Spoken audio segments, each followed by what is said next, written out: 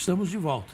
Voltamos, o senhor encerrou o bloco com uma teologia muito profunda, muito pura, mas o senhor está no terreno joanita, exatamente no capítulo 19, quando Jesus tem o seu peito perfurado na cruz.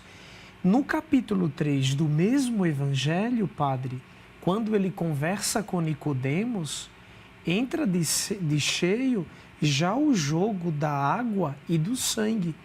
Queria Jesus... Da água e do Espírito. E do Espírito. Queria Jesus já ter com Nicodemos e exercer na vida dele essa mesma pedagogia? Não. Jesus nunca batizou ninguém, ou se batizou, conforme o quarto evangelho, foi no início apenas, e nunca mandou ninguém ser batizado. Isto é um pouco complicado. Como é que o batismo aparece assim nos Atos e todos sejam batizados em nome de Jesus, se Jesus não disse nada? A teologia costuma responder a essa objeção da forma seguinte: o ressuscitado teria infundido nos discípulos a necessidade de um rito visível para se tornar amigo dele, para se tornar membro dele. Enquanto ele estava vivo, para eu me tornar amigo ou discípulo dele, bastava, por exemplo, um aperto de mão. Mas agora ele não está mais entre nós, na sua corporeidade, na sua humanidade.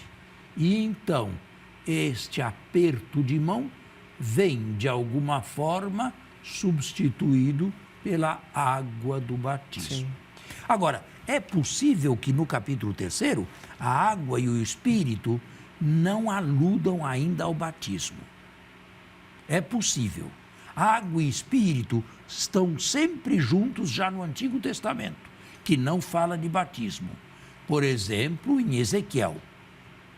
É possível que água e Espírito sejam uma endíade. Que significa isto?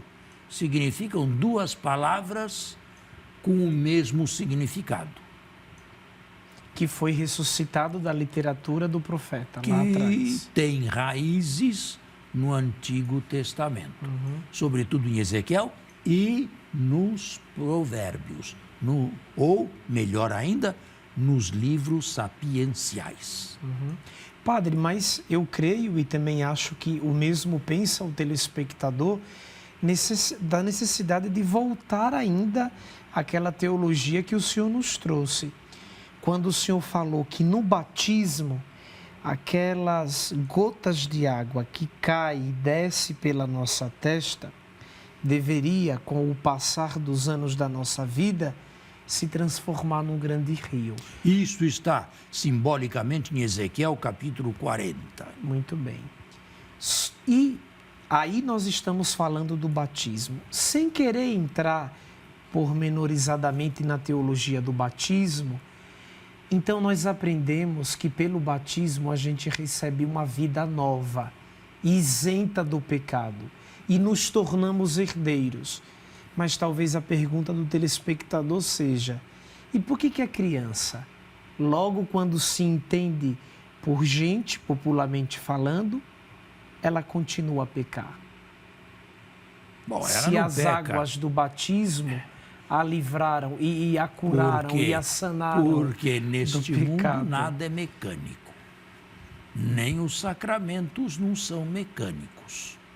Por exemplo, João, no capítulo 6, insiste no realismo da carne de Jesus.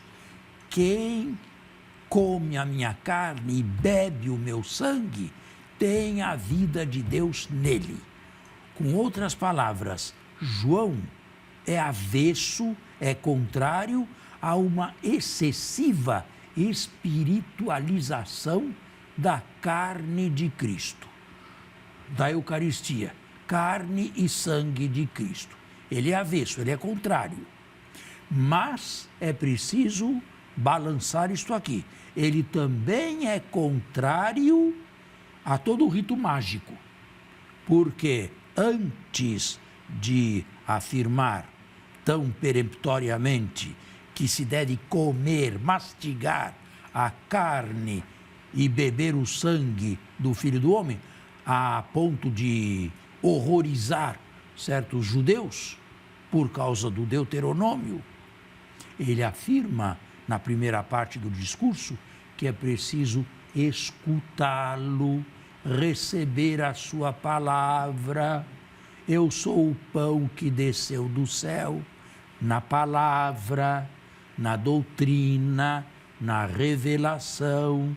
E a parte seguramente eucarística do capítulo 6 são apenas os versículos 51 a 58.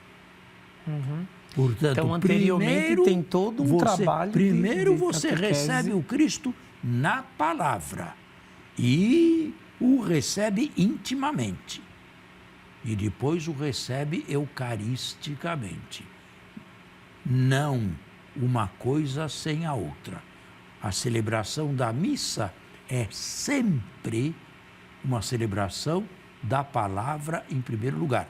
E o Cristo está realmente presente nas duas mesas. Tanto na mesa da palavra, quanto na mesa da Eucaristia. A modalidade de presença é diferente, mas ele está realmente inverbado nas palavras proclamadas na liturgia, antes de ser transubstanciado no pão e no vinho. Inclusive, o documento da Sacrosanto Concílio, fruto do Vaticano II, quer que em liturgia, sobretudo, ambas as mesas recebam igual veneração. Não tem respeito, admiração. Eu já falei aqui, sabe, quando eu era criança e recebi o meu primeiro catecismo, nos ensinavam que a missa começa verdadeiramente com o ofertório. Com o ofertório. Quem, por algum motivo, pular a primeira parte e chegar antes do ofertório, na hora do ofertório, cumpriu o preceito. Podia, né? Cumpriu o preceito. Aquela primeira parte era considerada didática apenas. Mas também, com o sacerdote pronunciando leituras em voz baixa, em latim, e virado para o povo, virado de costas para o povo, é o que se fazia. Em todo caso, eu acho que é necessário, padre, aquele devido equilíbrio. Eu acho que na sua experiência de padre, o senhor já pôde perceber a beça que há irmãos presbíteros que passam 40 minutos na liturgia da palavra e com 10 quer dar conta de todo o rito da oração eucarística, o que não está certo. E há outros que dedicam 10 a toda a liturgia da palavra, entre proclamação de leituras e homilia dominical, e em 50 minutos fazem da oração eucarística um teatro. Não, os dois estão errados. Os dois estão errados. Nós devemos, mas isso já foi falado aqui, nós devemos celebrar com fervor, com gravidade, com tranquilidade as duas mesas.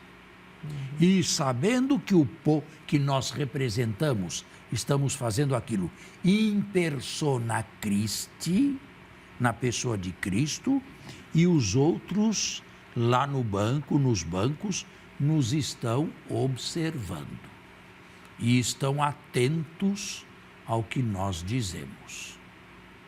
Ok. Fechando o nosso parêntese, se o senhor deseja, nós voltamos, então, aos ritos preparatórios para a Sagrada Comunhão, que se inicia com o Pai Nosso, que é a oração de Jesus. Eu não quero entrar aqui exegeticamente no Pai Nosso, que nos faria sair muito do contexto que estamos falando.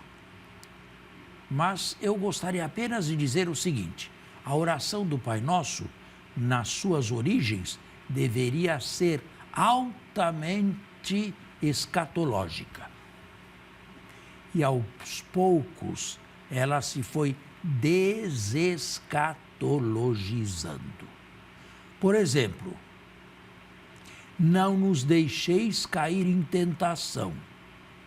Quem é que pensa e que tentação? As tentações de cada dia. As tentações diárias, cotidianas. Mas livrai-nos do mal. Que mal? Males que podem nos acontecer. É o que pensamos, no dia. Né? Mas não é bem isto. Livrai-nos da grande tentação. Existe uma tentação que não se confunde com as outras, que não é uma tentação diária, é uma tentação da qual pende ou depende a nossa eternidade na vida eterna ou na condenação eterna. E é chamado em grego a peirasmos.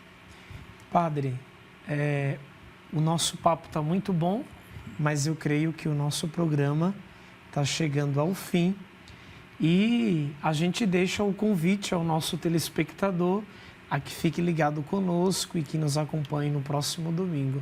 Muito bem e muito obrigado. Até lá.